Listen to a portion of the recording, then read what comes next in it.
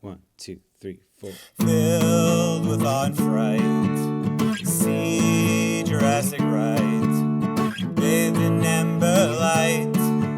See Jurassic right, see Jurassic right, right. See Jurassic right, right. See Jurassic right, right. See Jurassic right, see Jurassic right, see Jurassic Park. What does I it am say? very worried about it. I'm very worried about... Oh my God, it's so good. It's very cute. This is See Jurassic Right. Posture. I'm Stephen Ray Morris. I'm very excited to have my guests back on the show. This was like my Finding Nemo episode with Elise Fox. It came up during our back to school episode. Very different movie than Finding Nemo. You know them, obviously, Erin Welsh and Allmann Updyke from This Podcast Will Kill You. Thanks for coming.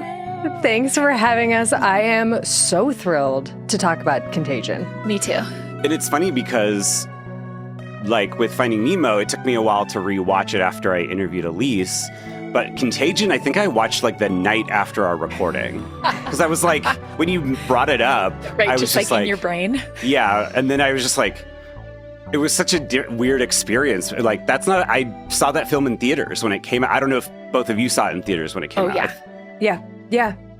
And then since then, not until a week ago. Yeah, we watched it together. Yeah.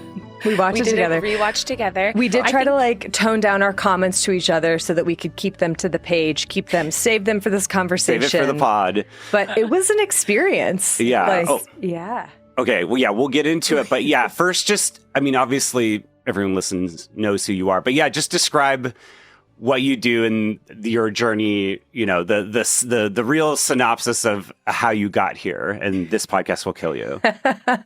Yes. So we started This Podcast Will Kill You when we were both still graduate students.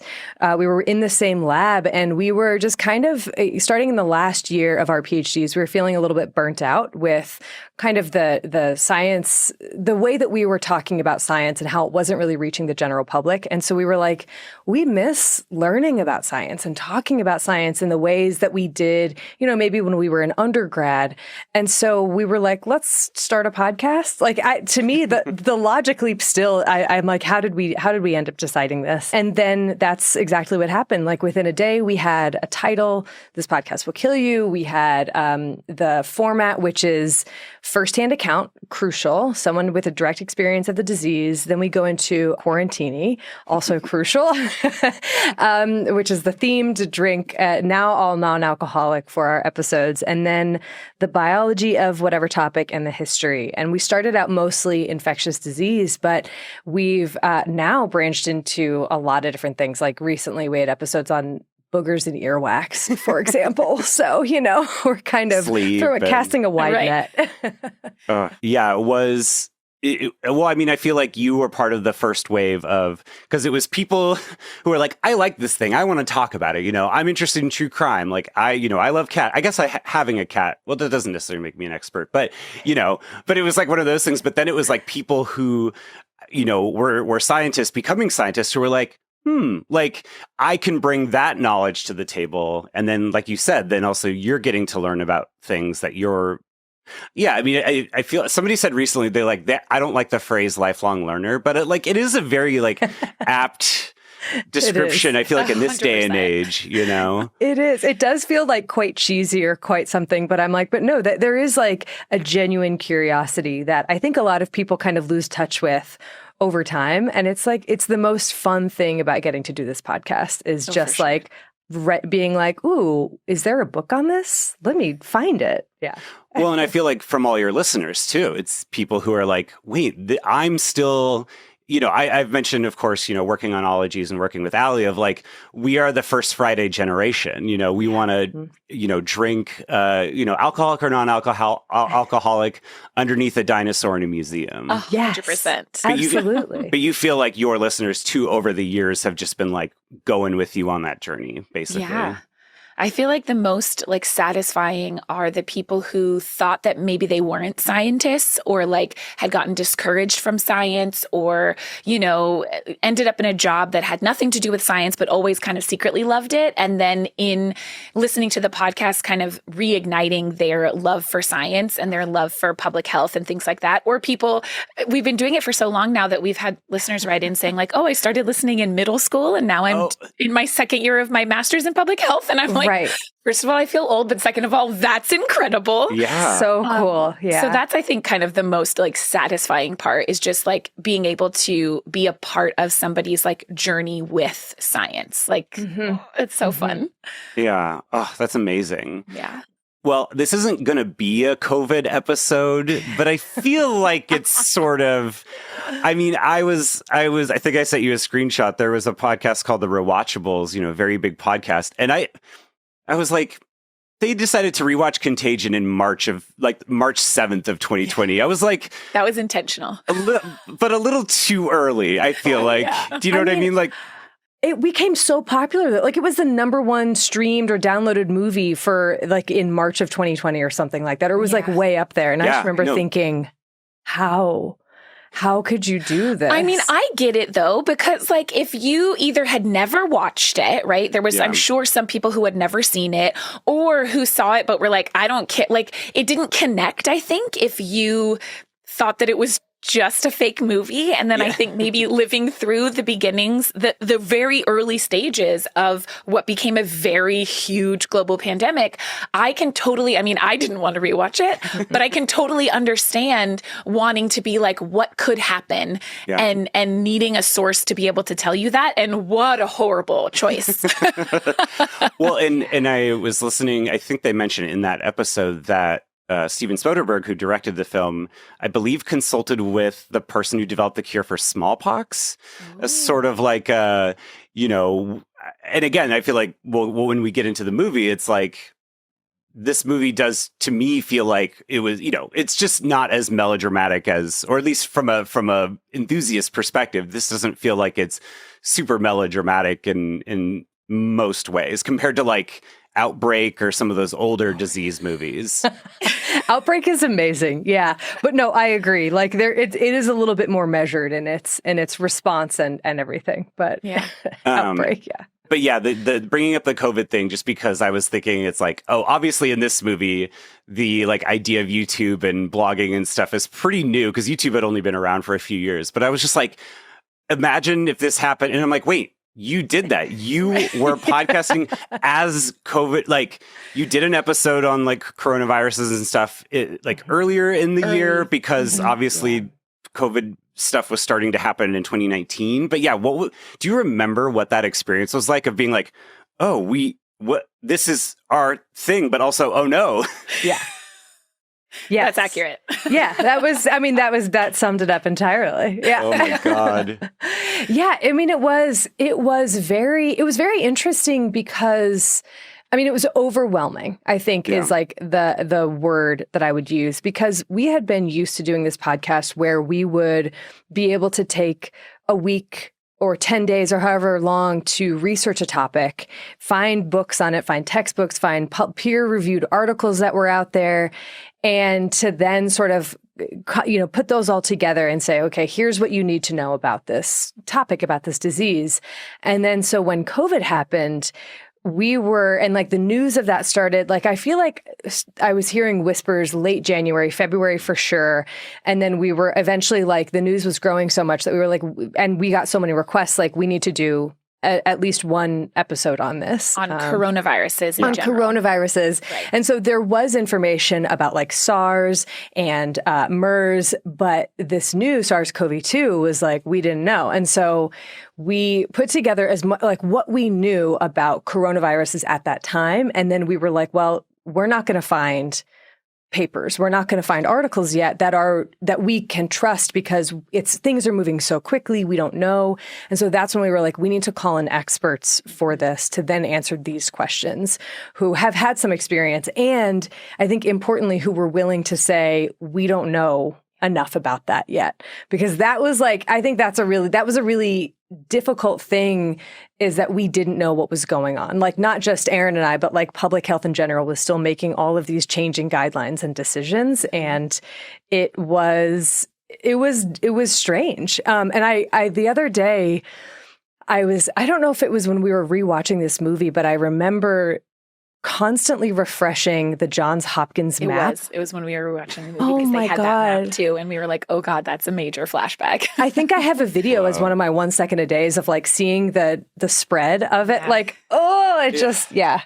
Yeah. It was a time. Like every few hours check kind of a thing for a long time. Yeah. Wow. And just like hoping like maybe it won't be, and then just seeing like there is like this is not going to be contained. Yeah. Yeah, because you put together, I think initially you dropped 6 episodes on one day. Yeah, that was ridiculous. That was, I still can't believe. I still remember being I was visiting my dad in Phoenix and just putting all this together and like sitting on the bed for like hours on end, just like overnight. Yeah, trying to get all that done. Did it feel like, as far as even hearing the response from listeners, did that feel like it helped you navigate the rest of it, or was it like, I don't know? Yeah, I think for me, for sure, it was a way of like processing everything that was going on. And like it, I think all of us felt, especially in the early days, just so isolated and so like, I know I felt very helpless. Yeah. Like I was in med school at the time, but we were pulled from clinical rotations because I was just a med student. We're not going to do anything to help. And so I felt very like, I want to do something that feels helpful, but knowing that we're not anywhere close to experts and not able to be out there giving people information that we felt like we were qualified to give. And then also knowing that people were looking to us for that information. And so I think that that's, why we really tried really hard to like cover a really wide range of topics and find experts in each of the topics that we were covering so that we could help get that information out to people and feel like we were doing something and that people were getting information. And it was also a way for us to know what the heck was going on. You know what I mean? And like frame it in our own mind of like, what really is happening? We have the same questions that everyone else has. Yeah. It was like, I mean, and we're both, of course, very research oriented. Like I look, information, knowledge is how I like find comfort and reassurance. And so to be able to talk to people and be in that position where we were able to be like, hey, will you come on and answer these questions? Yeah. That was, I think, really helpful to kind of even begin to wrap your head around it. And like, I still remember getting texts from relatives and friends about grocery washing and, like this, that. Right. And I was like, I truly don't know. Don't ask me. Yeah. But that being able to be in contact with people who were actual experts in these different aspects of the pandemic, I think that was really helpful. Even though it didn't necessarily take away the existential fear of what is happening right now and where is this going to go, but it did at least provide concrete answers to, okay, what is this virus? Where did it likely come from? What's the timeline for a vaccine? And how might we expect, society to change a little bit here and there? Just a little bit. A little bit. Yeah. But yeah, I mean, and that'll take us into Contagion, because I wonder if like rewatching that movie now, it's like, it's not just like a shark in the water, but we've never been in the water kind of thing. Like now you're like watching this movie and being like, oh, I see what they're doing. Like I see what's happening in front of me. And you're like, it's like a car crash waiting to happen. Oh, yeah. God. The first scene where Gwyneth Paltrow's coughing, I like had to look away. I was like physically recoiling from just like what's going to happen. Yeah. Yeah. Do you remember the first time you saw the movie and your reaction to it? Because I feel like, was it Erin, Allmann, Updyke, were you the one inspired to go to school? Or I was in school. I was during my master's program when this movie came out. And I remember going to see it when I was still doing my MPH. And I was early in my year. And it definitely was one of the things that made me be like, I saw Kate Winslet and I was like, that's who I want to be. And then my mom got really mad because she was like, she dies. But yes, so it was definitely like, I don't remember, I don't have a good memory. So I don't remember like sitting there and watching it or anything like that. But I remember how much I felt like this is the scariest movie that someone could watch. And we should all watch it because it's so realistic. That's what I thought at the time. I was like, this is like, forget zombie movies where you can explain away everything. Forget, these wild and crazy disaster movies. This is it. This is real life scary stuff. Yeah. And just feeling, I don't know why that made me feel so excited, but it did at the time. There is something like weirdly thrilling about this movie. I don't know if it's the pace of it or like that it's jumping around from different people. Mm-hmm. Yeah. I my weirdest memory of seeing this movie is that people laughed in the theater when Gwyneth Paltrow was like, I think almost because it was so shocking because you're like, this is one of the biggest movie stars in the world. And then it's like, bleh, like, and then like, just like pulls open her, Oh yes. I didn't remember that part. Nope. I didn't either. When we were rewatching it, I was like, oh God, what's happening? Yeah. And they actually used her head from Seven, from David Fincher's Seven, her head in the box at the end. They just somewhere like, that was hanging. That do you still have Gwyneth Paltrow's head? Yeah. Hey, so just checking, like weird question, but oh, that's funny. I remember. I don't remember. Kind of like Erin, I don't remember the actual physically sitting there watching it, but I remember thinking, okay, well, that like being scared, but also kind of a little bit in denial, like, well, this is all happening way too fast, and we'll get into those details. But what really stuck with me, and I even like. Years later, having not remembered much of the plot, like there were a few images that stuck with me and few scenes, but it was the very end, like the last 10 minutes when they go through Gwyneth Paltrow being, becoming infected and then spreading it, and then the bats and the pigs. And that is, I think, really made this indelible mark of spillover events. And I became a little bit obsessed from that point on about like that sort of the ecological drivers of pandemics, basically. Yeah, like interface between wildlife and domestic animals and humans. I'm wearing my bat. I mean, these are sanguivores. They're not. These are not the bats that are responsible for pandemics. And I know that bats are maligned. I wanted to put that out there, but bats do play a role in contagion. So wanted to wear my bat shirt. Oh.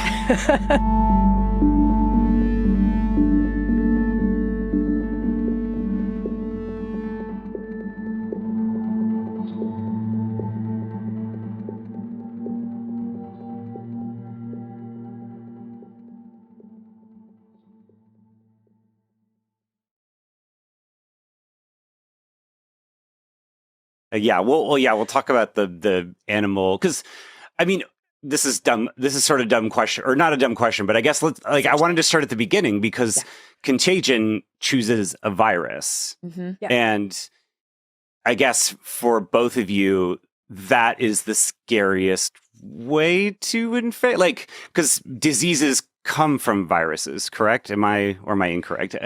Yeah, you can have viral pathogens, you can have bacterial pathogens, you can also have like some of the things that we worry about with like bioterror attacks are more like toxins that bacteria produce, like anthrax, things like that. And then there's prions, there's parasites. So there's lots of different pathogens that they never get enough credit. Thank you, Erin. Except in The Last of Us, but yeah. It's true. Yeah. They're having a moment. Yeah.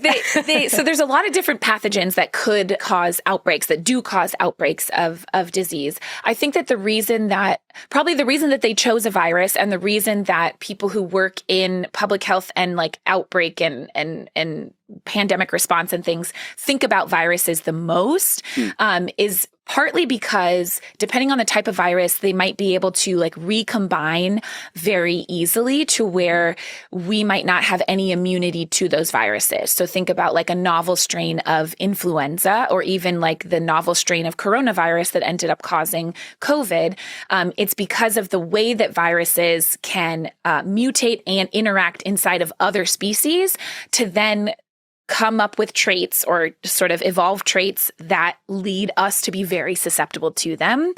They also mutate pretty rapidly, which means that it's harder for us to develop a response to them, be that, vaccines or what have you. And then depending on like the route of transmission, it might be easier to spread a virus compared to something like a bacteria. But it kind of just depends on the route of transmission there. I mean, yeah, the Black Death was a bacterium. But exactly. Yeah. Got it. So, yeah.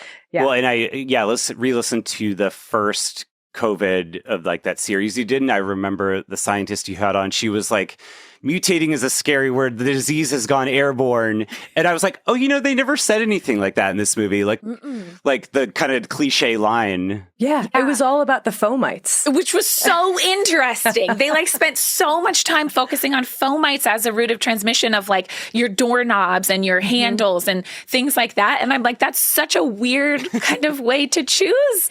It but is. Whatever. And then we had all these discussions about like, okay, well, how long then? Because not all viruses are environmentally durable, meaning they won't live on surfaces for very long. But I mean, they could live there long enough, right? Depending on conditions. I mean, Hep B can live for several weeks, right? Exactly. Oh, wow. Yeah. So, but there's such a range. Yeah. But the fomites was like, this is very much a textbook like glossary word, and I love that it's funny. being everywhere. Yeah. Well, and so that's maybe like the first 30 minutes of the movie is just, and the structure of this movie is like, again, people talk about cliche versions of this movie where like Matt Damon would also be a scientist who has to cure the the virus, and it's all like under this one central character, but it's almost more of this. And I was curious from your perspective, like this tapestry of not only showing how the virus spreads, but then also all the team that it takes, the different, between the CDC and the World Health Organization, everyone from like the top brass to then the individual, Dimitri Martin and Jennifer Ely in a lab, like literally doing stuff. Was that as far as like, I guess maybe talking about the spread first, like from your perspective, is that almost like the most effective, or is that just us post-COVID being like literally, like, can that stuff spread that fast? Can somebody cough in a bus, go down the street, get, and that sort of thing? I mean, it's very fast in the movie. Like the movie is altogether way too fast. It's altogether way too fast, and it does feature like, even though the tapestry of characters and like different organizations is quite large, and I understand that this is for like movie telling or like storytelling purposes.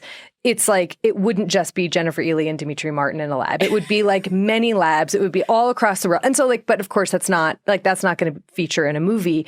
But I think that like I feel like it was when maybe Matt Damon, when they were piecing together this timeline, and it was like people were becoming infected and then infecting others in under 24 hours. Like that is not something that super common. It is really fast. Like, Is it completely out of the question? I don't think so. But like viruses would need to replicate to such high numbers so quickly that in order to be transmitted through like respiratory droplets or through coughing, sneezing, stuff like that, like the symptoms would have to progress, or like the infection would have to progress at like lightning speed for that to happen. That was my sense of it. Yeah. Yeah. It definitely is a little dramatized in that way, where it's all very, very quick how everything happens, including how quickly they figured things out, which I think like not just figured out like what the virus is and these things, but also figured out like this case in Minnesota is actually related to these cases in China and in Taiwan and all of this. Like that was,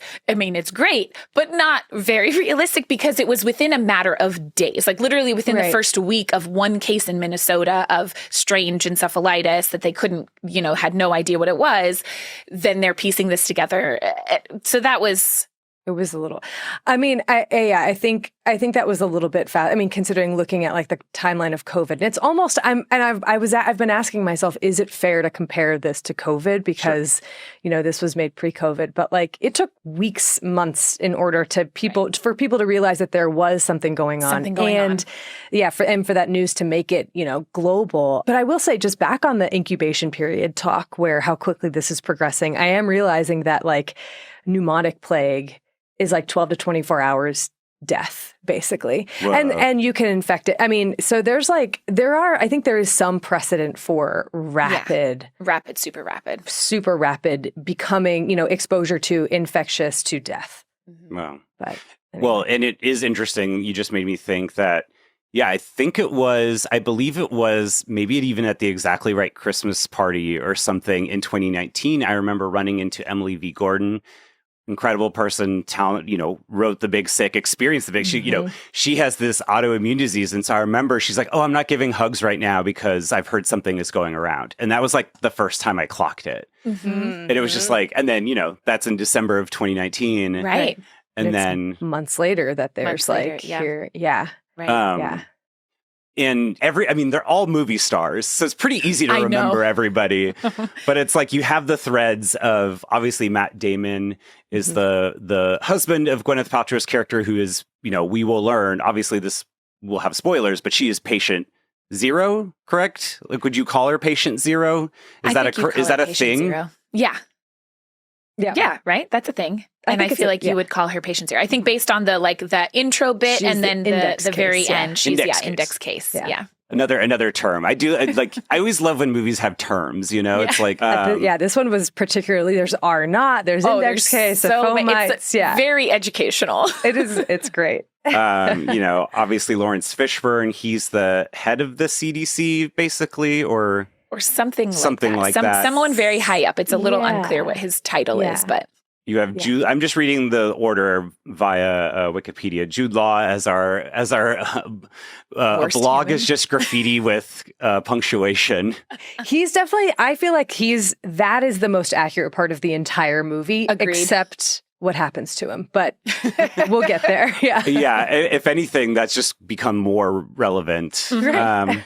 And then, Gwyneth Paltrow, she plays Beth, who is basically on a business trip. And it's like they really picked the perfect, situation. And I guess as far as, index patient or just people getting sick, it's like casino, traveling, infidelity, Right. Have to sprinkle that in there just for additional exposures. Cases in Chicago. What's happening? Oh, yeah. Yeah, that was. And then you obviously have Kate Winslet as Dr. Erin Mears. Erin. That was the best part. It's like, her name is Erin. How cool. This is perfect. And then, it just, we'll keep, Marianne Cotillard, she's an epidemiologist with the World Health. So it's like you got the U.S. side with Kate Winslet, and then you got the French side, just the World Health side. WHO World Health side. Organization. I was like, has anyone been kidnapped related to finding cures? Well, we'll get to it. Yeah.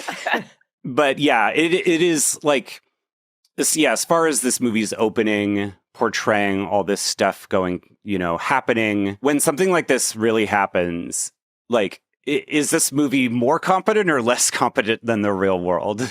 Ooh. I think more competent if we're talking about timeline. More competent for sure. Yeah. I think that there was some interesting, there were conflicts portrayed between, I think it was Kate Winslet and the local public health department. Yes. And the local public health department was like, well, we don't want to alarm anyone. And I just don't.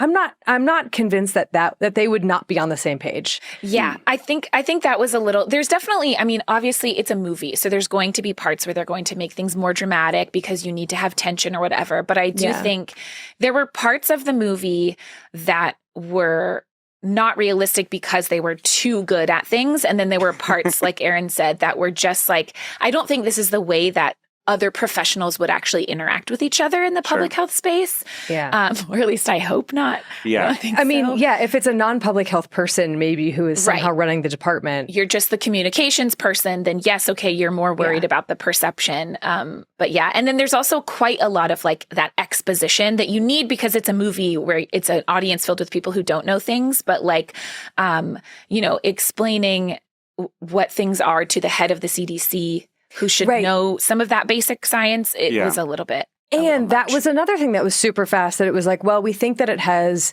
it has the bits of its genome come from pig and come from bat and come from something else. And it was like, that took a very long time to kind of piece together for SARS-CoV-2 compared to like within a week, or I don't know the exact timeline, but it was certainly within like a month. I wrote it down. Okay. Well, and they had that. Even in your episode, you had, I can't remember that scientist's name.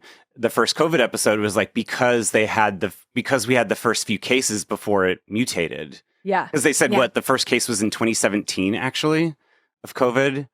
Or something like that in the episode. Like, because there were now I don't remember. It's been too long, and I will not re-listen to those episodes, at least like in the foreseeable future. Yeah. But I know that there had been evidence of very similar coronaviruses in bats that had been found in like, I think it might have been a 2017 paper or something like that.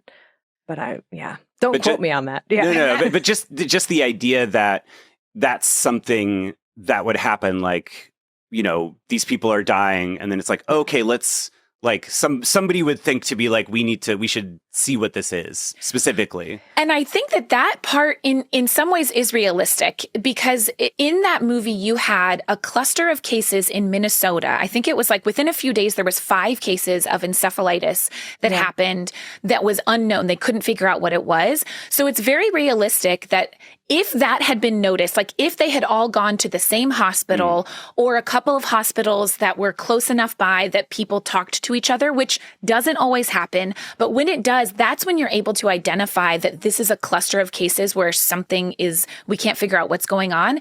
Very, very likely that you would at a minimum send samples to the CDC and say, hey, can you guys do additional testing that we don't have access to? And they would do a wider range of tests to try and figure out what this was.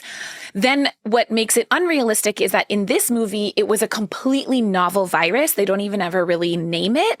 And so to be able to pick up on that completely new virus would have taken a long time. Whereas being able to say, oh, this is some type of, say, coronavirus or Nipah virus or whatever that's just different than our typical is a little bit easier. But even that is not easy to do, right? Because you have to, how do you test for something that you don't know what you're testing for? Yeah, they just name it as, isn't it MEV, like Minnesota encephalitis virus or something? Yeah. And they never say what family or if it's an RNA virus or a DNA virus. Although in my mind, I was convinced it was a Nipah virus. I feel like, I thought that's what it was. I mean, with the bats and the pigs. With the bats and the pigs and the...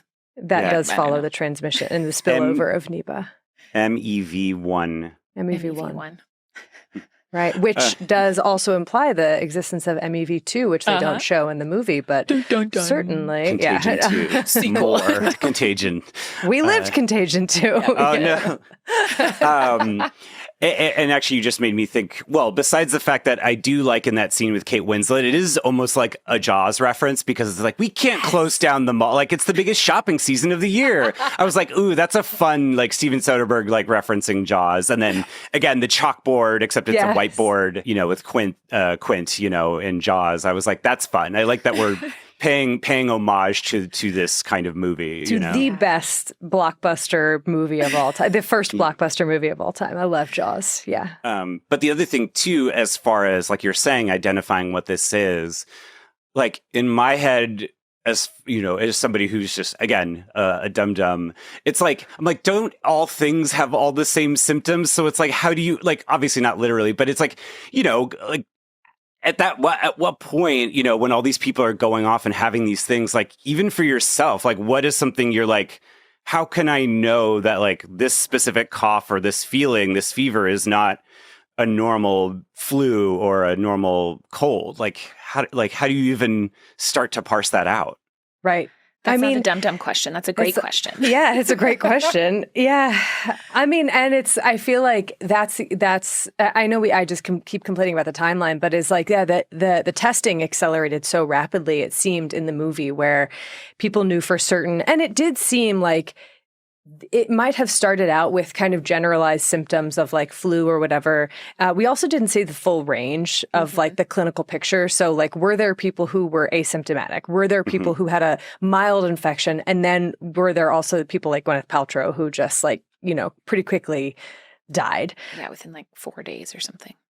Was it even? Yeah, it was something it was 4 days. And so then to kind of figure that out, it's like, then I guess you sort of suspect that because of the infectivity of this, if you feel it seems like if you feel anything, it's probably this, because it seems so dang contagious, even though they said the R naught was 2. Which is not right. Yeah. What is the R naught again?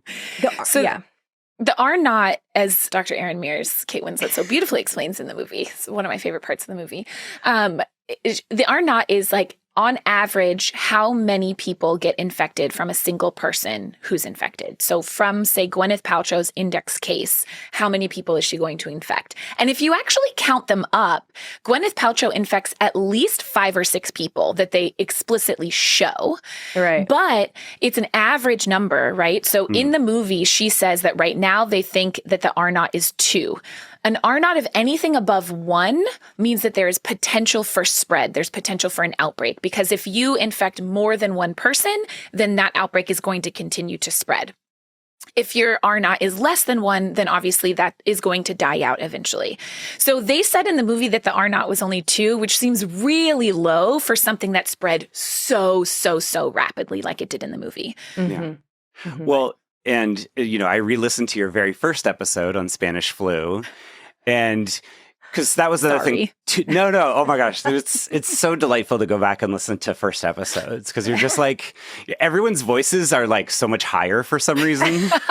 We're also like nervous. Terrible microphones, terrible editing. Also, did you listen through to the very end where we say Steven? Yeah. I was like, wait, that can't be. Yes, wait, was that? We were just fans. We were huge fans. Oh my gosh. No, I caught that. I was like, I don't want to think that's me, but yes, I was like, 100%. Well before we ever met you. Yep. So wild. But the thing you mentioned, and that's something that, like, again, because it's like going through the world and just trying not to get sick because the healthcare in our country is garbage, which maybe we could talk about later. I feel like if health insurance were included in this movie, nothing would have been solved. But oh my God, what was the difference between virility and infectiousness? Like, as far as like in this movie, like. Yeah. I don't. Yeah, explain it to me again. Yeah. So, like, the virulence is how deadly. Virility. Yeah, it's a very virile virus. It is. Yeah. It is basically how deadly the virus is, and infectivity is the other one. And so, how many people on average? Like, how high is the R naught? So you have something like measles, which is among the most contagious viruses. One that we know for sure. Yeah. Yeah. And can be as high as 14. So like one person on average can infect as many, on average will infect 14 unvaccinated, previously or basically susceptible individuals for measles. And so I'm trying to remember with the 1918 pandemic, what the virulence and the R naught was. Do you remember, Erin? I don't remember. No, I think that, the virulence was, do you remember, Stephen? You just No, I was just going to say, it's just that podcasting thing. If you don't remember this one episode from 8 years ago. No. And in the movie, in Contagion, the mortality rate, which is sort of like not the only thing that's considered in virulence, because virulence is also like about morbidity. So like how sick do you get even if you don't die? Mm-hmm. But the mortality rate was upwards of 25% is what they said in the movie, the case fatality rate, which is incredibly high, not unrealistic, because we do have some pathogens that have even higher mortality rates. Sure. But when you compare it to something like COVID, it is unbelievably high. Like if COVID had even a 10% case fatality rate, our world would look very different than it does today. And so I think that's why things were quite as drastic and dramatic as they were in that movie, because that case fatality rate is truly terrifying for something that spread as rapidly and as widely as it did in the movie. Yeah, and like that kind of is like going into, as we're getting deeper into the movie, assembling the teams and flying in, and as far as like, I mean, at this point, and the severity of this, like, but is this all hands on deck thing? Like, is that, I mean, that happened during COVID essentially, right? Like, yeah, and in this movie, is it like people are being flown in and you're like all that stuff? Like, how did that stuff feel to you when you were watching it? Totally accurate. I mean, there is like Dr. Erin Mears is part of EIS, and that is a thing that exists. It's a thing, so people right now, I'm sure, are being flown to Michigan and other places to try to investigate this outbreak of cyclospora. Is that what's happening right now? Yeah. And so that is a very real thing. So you have these people who have various expertise, whether they're MDs or PhDs or MD PhDs or who have veterinarians. Yep. Yeah. And they will they'll apply and join the service. And then they have this knowledge of basically like shoe leather epidemiology. So you're going and you're trying to find out, all the questions that Erin Mears is asking, like, okay, did your wife have a long layover? Where was her layover? Do you know if she saw anyone in Chicago? Stuff like that. All totally real questions, because she's trying to get a handle on who might have been exposed to this and how, like, the only thing that's inaccurate about that is that it wouldn't just be Kate Winslet. It would be a team of people who were there. Yeah. And also sometimes her PPE was a little bit hit or miss, which was, but that throughout the whole movie. Throughout the whole movie, PPE. not just... like masking and gloves and like, that was, everyone was pretty lax about that. I mean, I feel maybe they assumed it was only fomite transmission, Erin. I mean, but even like Marion Cotillard was having these meetings in this room, and I was just like, no one is wearing a mask. No one's wearing a mask. Yeah. But some people are wearing a mask in other situations, and then you have Jude Law's incredible outfit. So that. It's very much the like Marvel thing where it's like, they're wearing a mask because it's like a stunt person. And then the moment they have like the hero shots, it's like, why is everyone taking off their masks in the middle of battle? It's like, okay, wait, hold on I got my angle. Here's my mask. So you can see, Kate Winslet's beautiful face, but 100%. Just because this part of the movie, it's like, we're seeing more people assembled. Marion Cotillard comes in. You have the lab. I feel like Project Hail Mary is a movie, came out this year and was being very heralded for the science and the science optimism. But I feel like anyone I know who knows things about centrifuges, that was like their one like rage bait moment. So I was like particularly paying attention to the centrifuge stuff with Dimitri Martin and Jennifer Ely. And I was wondering like, was there any moments like that where you're like blatant, like, I feel like, it's like in Jurassic World Rebirth where they called a marine reptile and a flying reptile dinosaurs. And every paleontologist I knew was like, come on. Yeah. It's not hard to get it right. Yeah. You're going to use it to fuel it again? Yeah. Oh, yeah. But in this movie, like, what was the centrifuge moment? Centrifuge moment, yeah. Yeah. I feel like for me, it was when Jennifer Ely injected herself with a vaccine. Well, Thank you. I mean, and maybe that's not fair. Maybe it needs to be a more mundane example. No, when they give you such an egregious one, Erin, you have to take it. You've never injected yourself with your experiments? I mean, look, Barry Marshall did it. And did get a Nobel Prize. It's very true. But like, this is definitely not a don't try this at home type of a thing. And like, people, I mean, and the history of medicine is filled with these types of stories of people who are like, oh, well, you know what? I'm pretty sure that yellow fever is transmitted by mosquitoes. So let me prove this to you and then die. So, but I don't think, and I know that there's a lot that's like behind the scenes, but that was my centrifuge moment where I was just like, just big eye roll. I'm trying to think what else if there were any other centrifuge moments. What about you, Erin? I feel like there was just a few parts with the biosafety protocols that they were using. And then there was the whole guy who has like the BSL-3 lab, and they were like, oh, you're not allowed to use it. You're not allowed to grow it in this lab anymore, but he still does. Yes, that was that whole thing. Moment. Yeah. A little bit of like rogue scientists. A lot of that. Those are the heroes. So like Right. the scientist, like the heroes, like, and I was wondering, who are the heroes in this movie? Who are the villains? Putting Matt Damon aside as like the heroic, let me recreate daily life. But it is interesting because, like, I think that Jennifer Ely is viewed as the hero. I think that the guy who grows it in the lab and then discovers the origins is a hero. And these are two people who are doing things absolutely not by the book and should not be allowed to do those things. Right. Like, Yeah. And so that is kind of an interesting reflection of like, well, then what does the public learn from watching this movie? Is that scientists kind of they're there's cowboys and they're doing things however they want to do it, and no one can tell me what to do. Well, and that like you only need one, right? That too, I only yeah. need one example of a thing working, and that means that I'm going to have an answer. And that's not how science works either. We need trial and error and trial and failure again and again. And then once we get it right, we need to replicate that over and over again. Yeah. And they kind of glossed over all of that in the movie because it's boring. So it doesn't make for good film. So Human trials, Yeah. I got you. Human trial. Yeah. One human, one trial. I get it, but it does. I do think that it really does contribute to like the perceptions that we have about science in the public, and that like, the people in power, so to speak, right? Like the heads of the CDC or the politicians who are controlling things behind the scenes are not supportive of this, right? They told the guy who's going to actually solve the problem that he's not allowed to do it anymore. And so if it wasn't for him not listening to the rules, we wouldn't have been able to grow it. And so I think that creates these conflicts that then we think that they always exist. And sometimes they do and sometimes they don't. But I think that when movies just sort of portray that again and again, then that's what we think is happening in real life too, even though we know that movies aren't real life. But it's like, oh, that's what it takes. So that's why, our scientists or our government are bad, because they're not letting people, go rogue, basically. These geniuses, these rogue geniuses scientists are being held down, right? Yeah.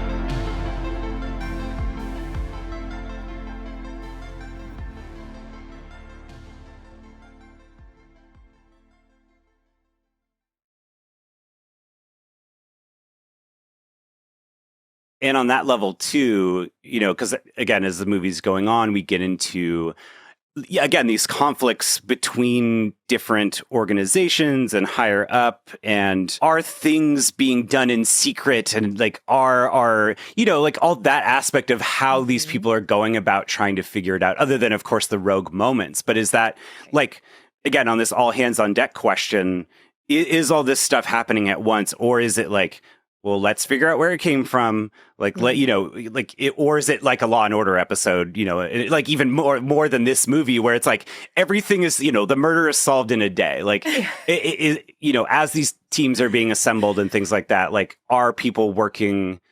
Yeah, is the process, at least, besides the speed, maybe, is this pretty realistic, or is that all still pretty like fantastical?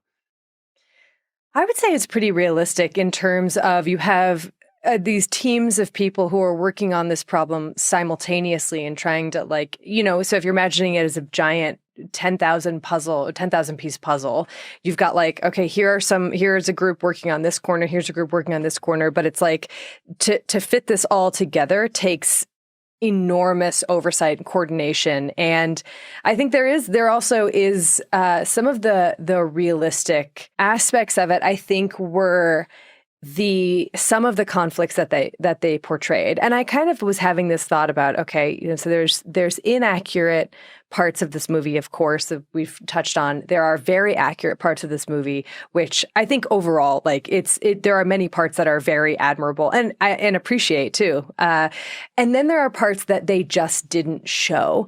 And it's like, so then does that, for instance, one of the things that I would say that felt glaringly absent watching it post-COVID was the profiteering, not just from Jude Law, but like from governments, from companies more broadly, as well as the disproportionate impact on certain individuals. Like this is portrayed as a great leveler. Everyone is susceptible. Everyone is going to get it. Everyone is going to die from it.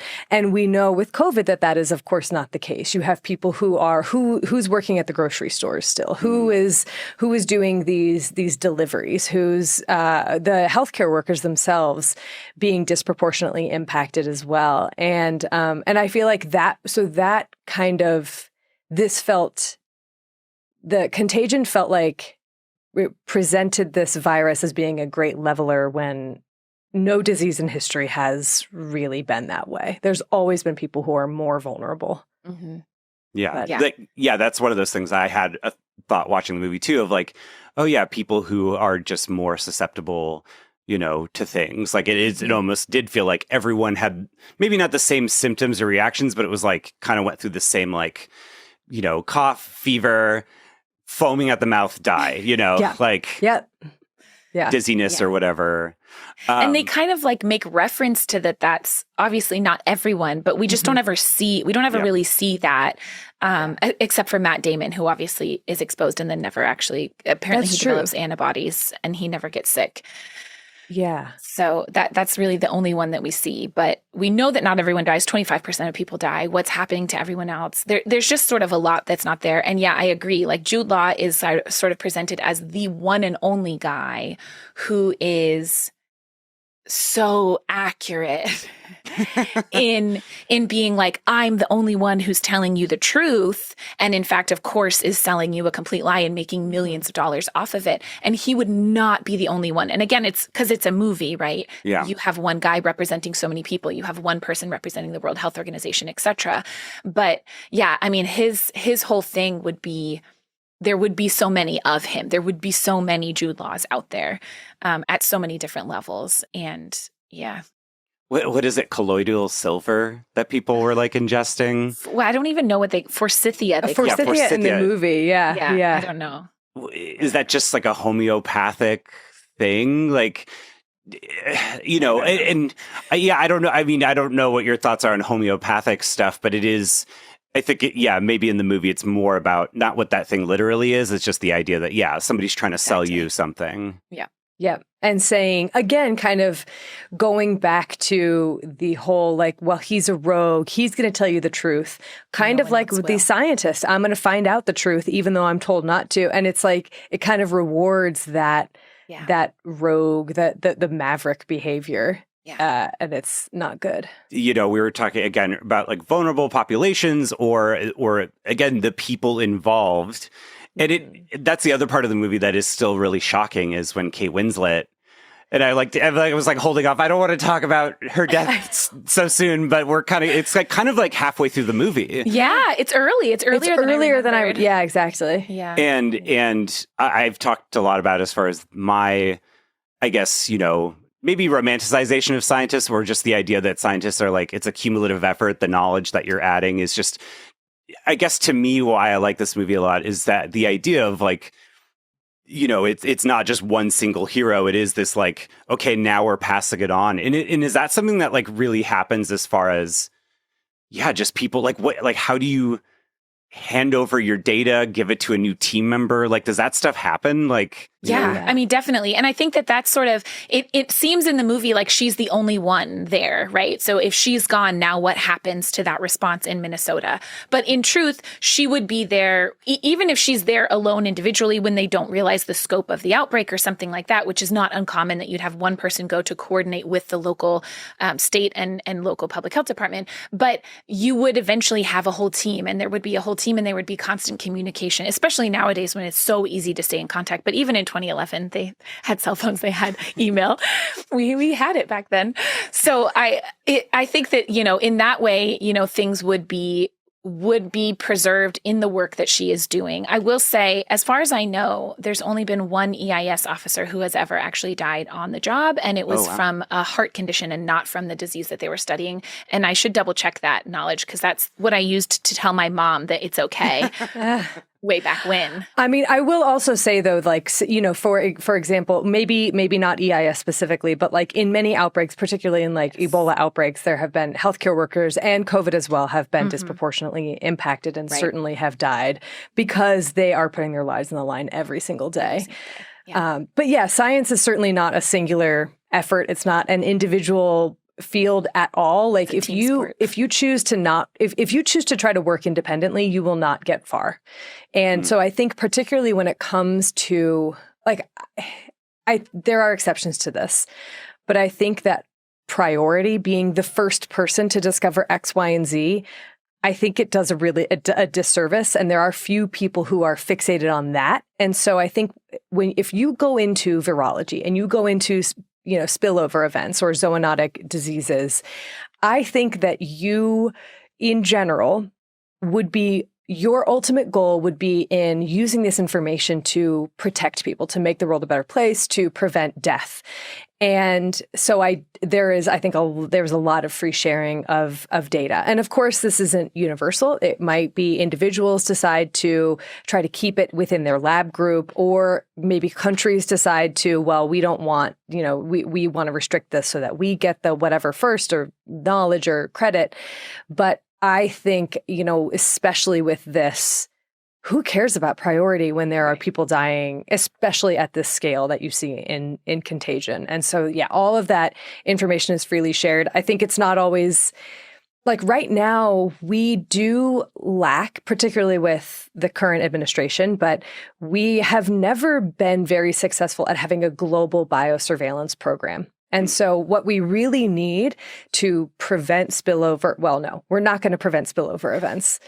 What we need to early identify and reduce the risk of an epidemic becoming a pandemic or an outbreak becoming an epidemic is wide-scale surveillance where every single country has access to this information. We are able to identify and sequence, because we have the technology, sequence these viruses relatively quickly and to launch immediate efforts right away. Public health, it has to be proactive. And in the movie, it's not portrayed as such. And that's simply because of the way that things happened. But that part's quite realistic, right? That it's all reactive. That's sort of how we still operate today, even though not for lack of trying, but usually for lack of funding. Lack of funding and lack of emphasis, thanks to certain priorities shifting. Yeah. This is another dumb question. No such thing. What's been your favorite vending machine snack when you're in a lab and you're on a break? Because I think about that because Lawrence Fishburne asks Kate Winslet, like, have you eaten anything today? And she's like, Taco Bell. And then you see a lot of vending machines in this movie. Like, how did you feel about just the portrayal of these environments as far as like the science environments in the movie? I mean, I could see that. The vending machine. I certainly ate a lot of vending machine snacks when I was in grad school, but only because I had really poor time management, not because I was working hard. Let's put it that way. I think my favorite snack, my gut instinct is Fritos, and I don't really know why. But I love that's your gut instinct. Fritos of all things. I know. I would have said something chocolate, probably like a Snickers. Or Kit Kat, I think, was one of the first ones, even though that's not, I know, don't look at me like that. Sorry, it was involuntary. I don't anyways. I survived, and I was just a film student at UC Santa Barbara, but I survived because they had the carts and you could get either like chai latte or coffee or something, but I would get a Red Bull and brown sugar and cinnamon Pop-Tarts. Oh, that's a good one. I used to do that too, but because you get two, that'll really sustain you for a while. More than Fritos, for sure. I was like, what was going on in my stomach though? It was just Red Bull and Pop-Tarts. Rock solid. That's what it is. Yes. But then, the movie really, at least for me, like I almost love how like unglamorous and ugly everything looks. Yes. And as far as the lab environments, did all that stuff feel realistic to places you've been and places you've studied and everything? Yeah. They're like boring boardrooms where you're trying to scrape together enough for a meeting. Yeah. The hospitals were just like normal looking hospitals. They're converting a gymnasium into like a place to be able to have patients. I think all of that is very realistic to what we saw during COVID and to like Nothing was like the most fanciest high-tech version of the thing. Yeah. Yeah. Yeah, I agree. And then I think this will, because, you talked about like as far as coordinating efforts and stuff, we haven't really talked about Marion Cotillard's storyline as much. But I mean, is that the most unrealistic storyline? Has somebody been kidnapped in order to help as leverage to, essentially Marion Cotillard is working on the team, or, she's leading the World Health Organization, doing the like, what I call the like zoom and enhance of like looking at the footage of Gwyneth Paltrow in order to find the origin of this. Yeah. And then the team, I love this actor. He's in a Chin Han as Sun Feng, and he's with the he's like with the Chinese government, I believe. And it's like they're working together, but then you discover that his family is dying of this virus. And so then there's this essentially kidnapping and ransom that they won't return Marion Cotillard until they've gotten, they're first in line for the vaccine. So is this the most fantastical part of the whole movie? I mean, I think, yes, probably. I don't know of any examples of when that has ever happened. But I think that what they were trying to highlight in this is a thing that is very real that we saw during COVID, that we still see around the globe. And that is the massive disparities in who gets access to treatment, to vaccines, and even to people paying attention to what's going on in those communities. And so I think that's what they were trying to highlight with that storyline, is just, how different it is, how people are treated around the globe based on their income, based on where they are in the globe, based on what they have access to, and based on what they are granted access to in the larger public, like the larger scheme of public health. And so I think that's what they were trying to show. I think it's a little much that it's like, I'm kidnapped, but then she like, not quite Stockholm syndrome, but she's like, I want to be here. Yeah. I care about these people, and I think that shows that like the people who go into public health, like they're not doing it because they only want to protect a certain group of people. In general, people who go into public health do it because they care about public health broadly, right? They care about protecting everyone on this planet. So I think that part is like, she's a very redeeming character and everything. So, well, and I think it's the other thing that it symbolized was personal, like it's very individualistic, even though it was, this person's village who had survived, but it shows the individualism that is so present, not just in like disease movies of today or like zombie movies and stuff, but within what we saw during COVID. Every person for themselves. And Lawrence Fishburne says the same thing. He's like, I'm protecting the people who are in my lifeboat. Yep. And this is the person who's supposed to be the head of public health in this country, we think, if that is his something role. Like that, yeah.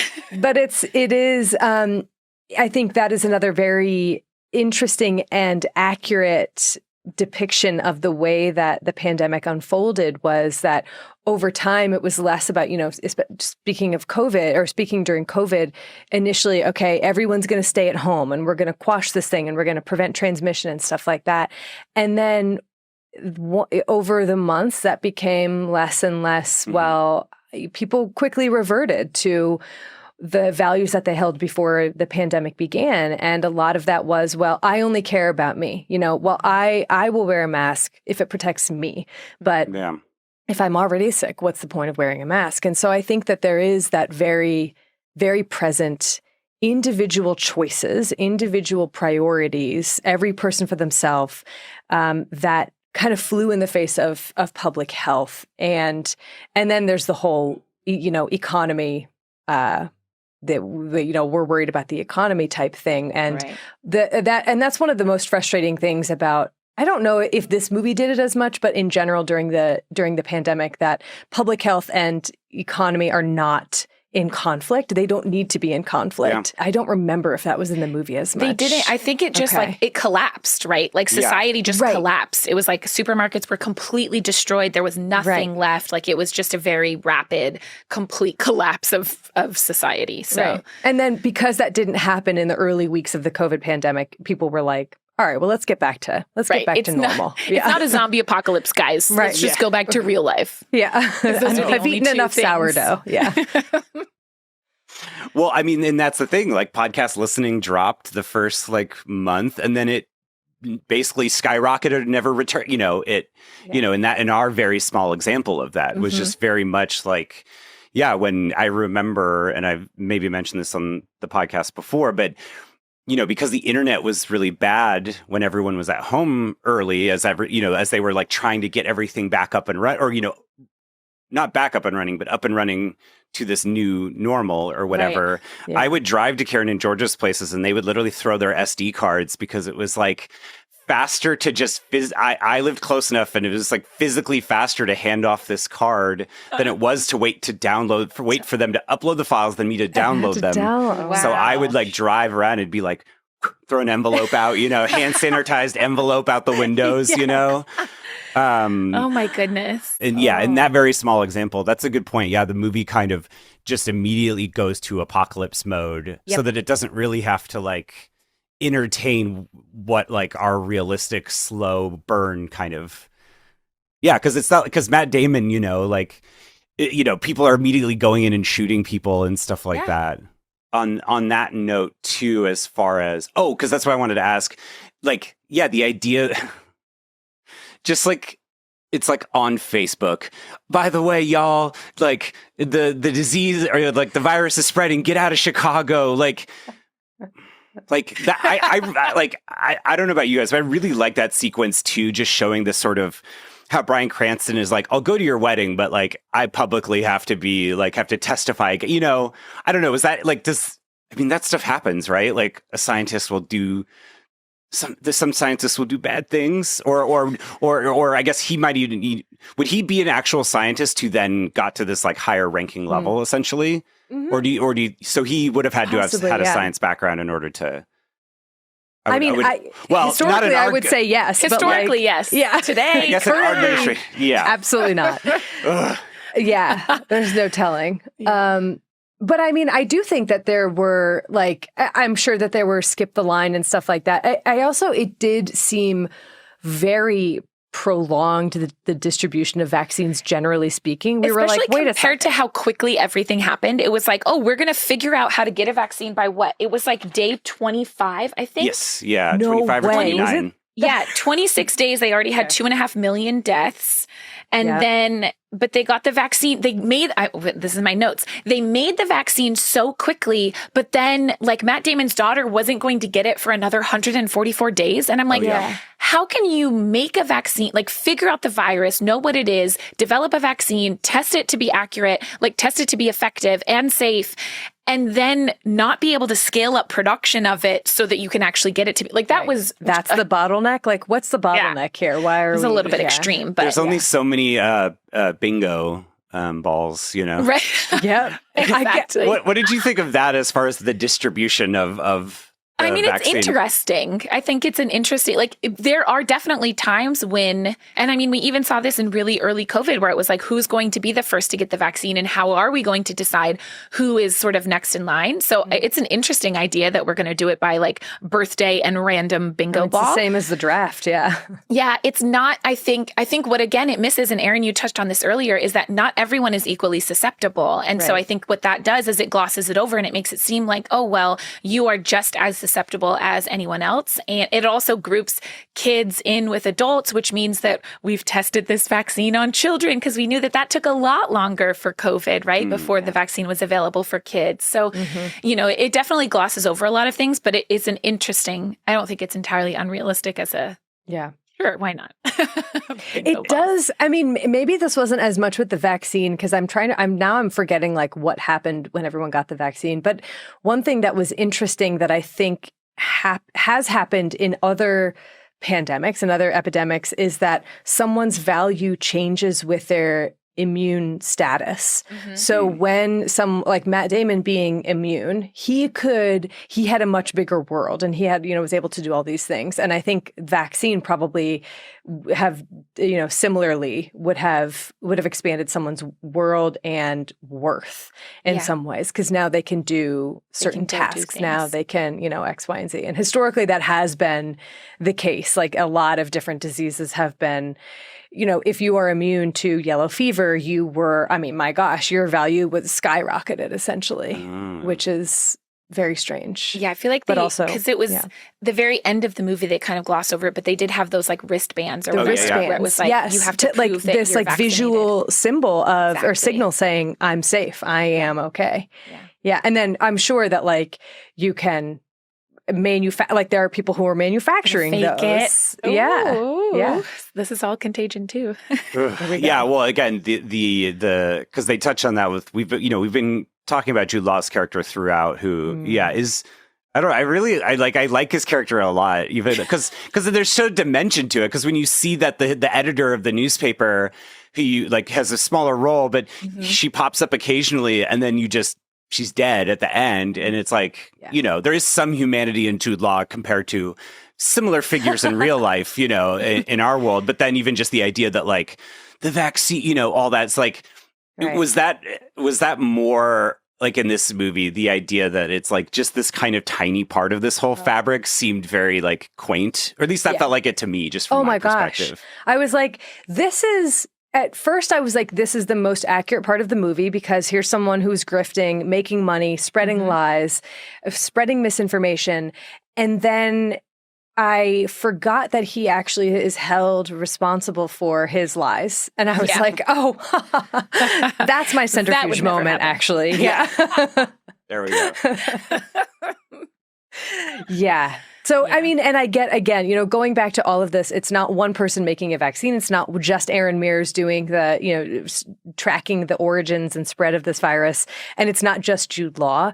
But you're right. Like, I was like, God, how easy would it have been? Here's one guy saying forsythia, and it's being repeated by other people, but it's like, instead of this massive conspiracy that's being promoted, many different conspiracies being promoted, still being promoted, people are still getting scientists are still getting death threats for their role in developing our mRNA vaccines, or saying that, no, this isn't a lab leak, or, stuff like that. There's been so much retribution against people who were making actual scientific progress on this. And I think less for the people who were profiteering.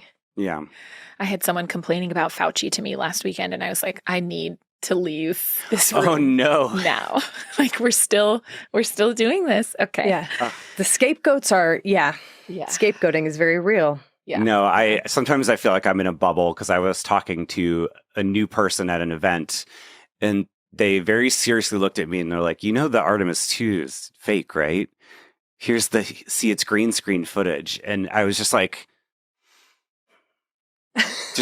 Homer Simpsoned away, into a bush. Like, yes. Yeah. Because, and I wonder too, does this movie, maybe in a way, it's like, it couldn't have those conversations, because it just is like, it's too much. It's trying to do too much. Yeah. Yeah. How would you even begin to, and maybe that's the 2011 part of it compared to the 2026 part, is that like, it's like, well, we can't leave from the fabric of reality still, like we can't. Yeah. And then that you mentioned, you were saying Matt Damon being the hero of trying to preserve normal life. I mean, imagine if the movie had just ended on the prom scene. Like, this would be because in a way it is a hopeful movie, because they do find a vaccine.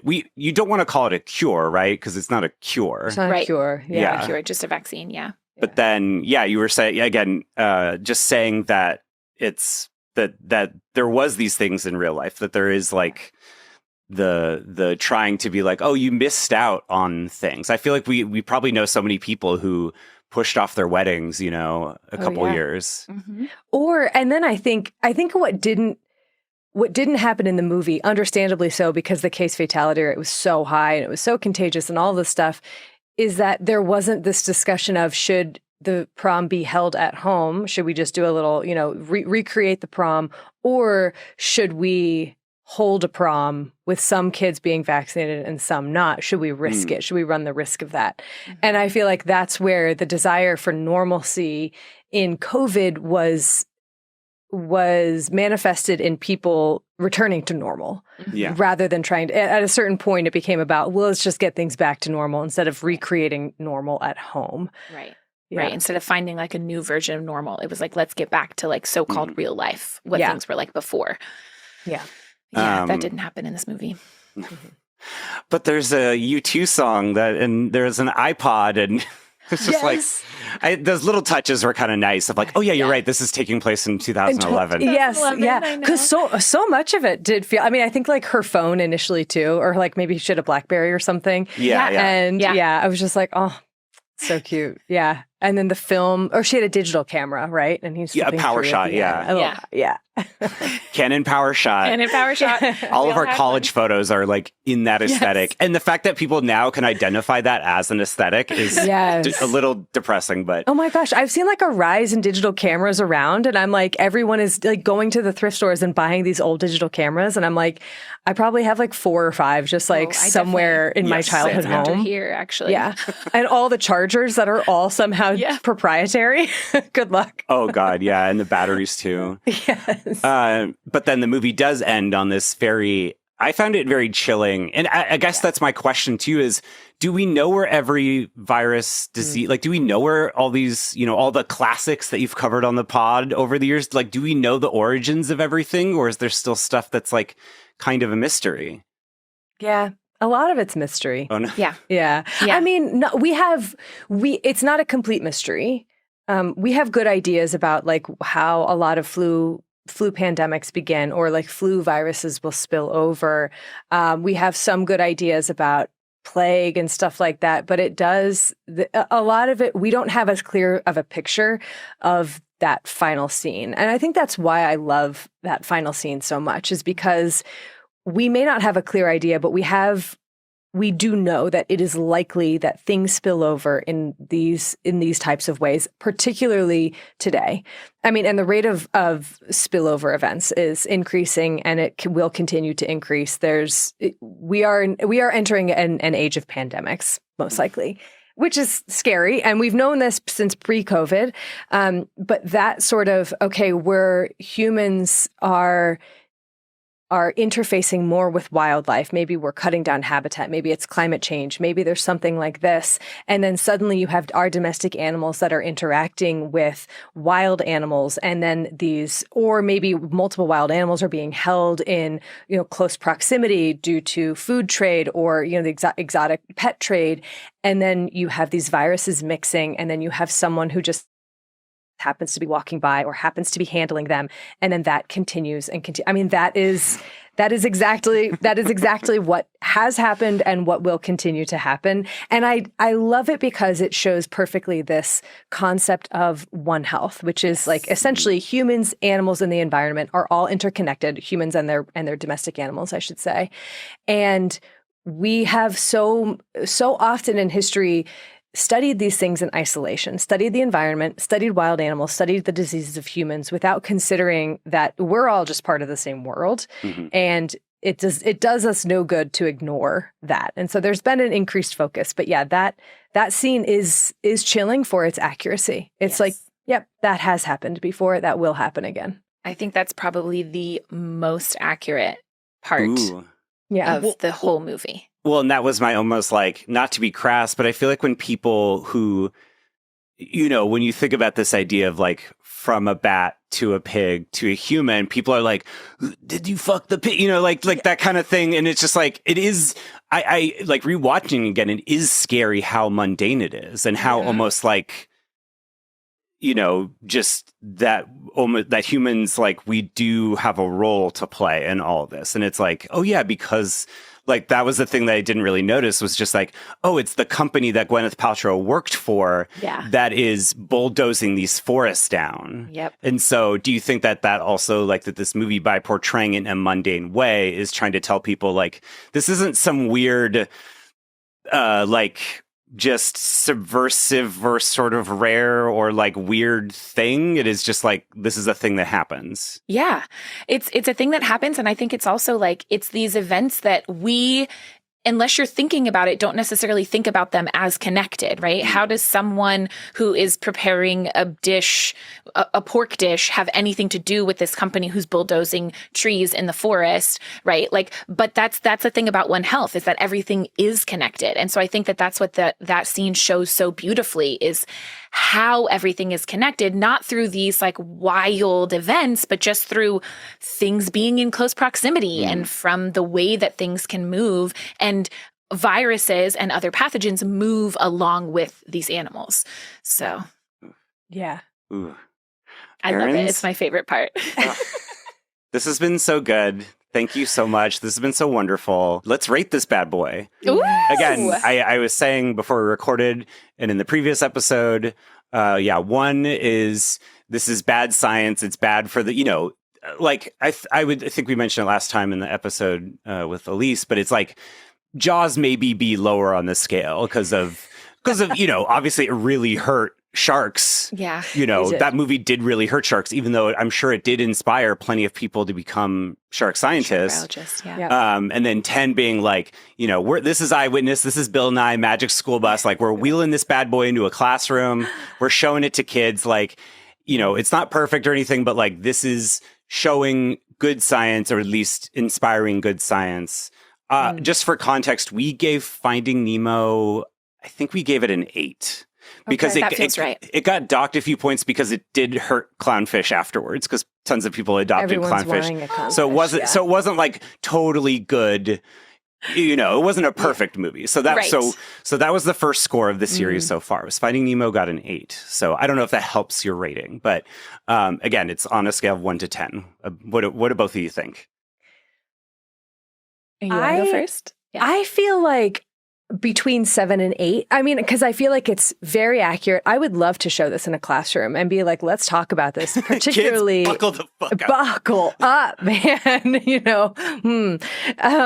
I feel like especially that last scene, I would play that. And I know, Erin, you have played that in classrooms. Oh my God. I've played that last scene, and also the scene with 2 other scenes. The scene where Kate Winslet is talking about R Naught, and then the scene that is actually very unrealistic scene. So we did a comparison of what is her name? Jennifer Ely.